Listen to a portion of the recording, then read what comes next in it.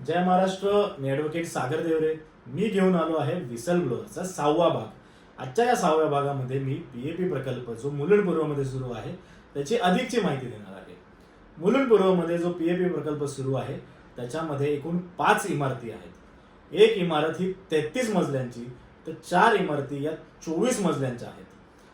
विचार करा, 24 मजल्यांच्या 4 आणि 33 मजल्यांची 1 अशी 5 इमारतींमध्ये एकूण 7,439 घरं बनत आहेत. याचाच अर्थ 7,439 फॅमिलीज इथे राहायला येणार आहे. या व्हिडिओ बरोबर मी याचा अप्रूव्ड प्लॅन शेअर करत आहे. तुम्हा नागरिकांना स्वतःच कळेल की या 4 ज्या इमारती आहेत यांच्यामधलं अंतर इतकं कमी आहे की अग्निशमन दलाच्या गाड्या सुद्धा इकडनं जाऊ शकत नाही.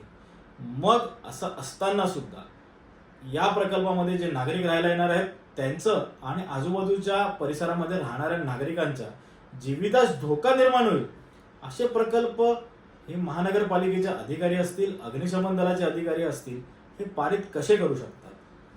इकडे जर एखादी चुकून दुर्घटना घडली तर याला महानगरपालिकेचे अधिकारी, या प्रोजेक्टला फायर ओनसी देणारे अग्निशमन दलाचे अधिकारी आणि आपल्या सर्वांवरती हा प्रकल्प लादणारे आपले लोकप्रतिनिधी हेच जबाबदार आहेत.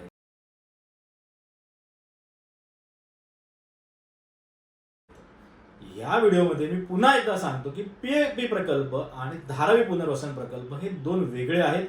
पीएपी प्रकल्प हा रस्ते असतील, स्ट्रॉंग वॉटर ड्रेनेजची कामं असतील, यामध्ये बाधित होणाऱ्या लोकांसाठी आहे. आणि धारावी पुनर्वसन प्रकल्प हा मिठागरांच्या जागांवरती, त्याचबरोबर ऑप्ट्राय नाका आणि डम्पिंगच्या जागेवरती होणार आहे. धारावीचे लोक हे पीएपी प्रकल्पामध्ये येणार नसून धारावीचे लोक हे जे अपात्र आहेत, ज्यांची संख्या 3 ते 4 लाख आहे, हे मिठागरांच्या जागांवरती आणि ऑप्ट्राय नाक्याच्या जागेवरती येणार आहेत. आणि पीएपी प्रकल्पांमध्ये जे मोठे मोठे रस्ते बनत आहेत, स्ट्रॉंग वॉटर ड्रेनेजची कामं मुंबई महानगरपालिकेतर्फे सुरू आहेत, तिकडे ज्या बाधा निर्माण करणाऱ्या ज्या झोपड्या आहेत, जी घरं आहेत, तिथले नागरिक येणार आहेत. त्यामुळे आजकाल जे वृत्तपत्रांमध्ये बातम्या येत आहेत की आमचा पुनर्वसनाला विरोध आहे, स्थलांतराला विरोध आहे, आमचा धारावी प्रकल्प होऊच देणार नाही, याला तुम्ही नागरिकांनी कृपया जुमलेबाजी आहे हे लक्षात घेऊन याचा बळी पडू नका. धारावी प्रकल्पाबाबत हे लोक बोलत आहेत, परंतु पीएपी प्रकल्प जो जोरात सुरू आहे त्याबद्दल कोणीही बोलायला तयार नाही. परंतु मी तुम्हाला एक खात्री देतो की जोपर्यंत हे दोन्ही प्रकल्प रद्द होत नाही तोपर्यंत मी आणि माझे सहकारी हे शांत बसणार नाही. धन्यवाद.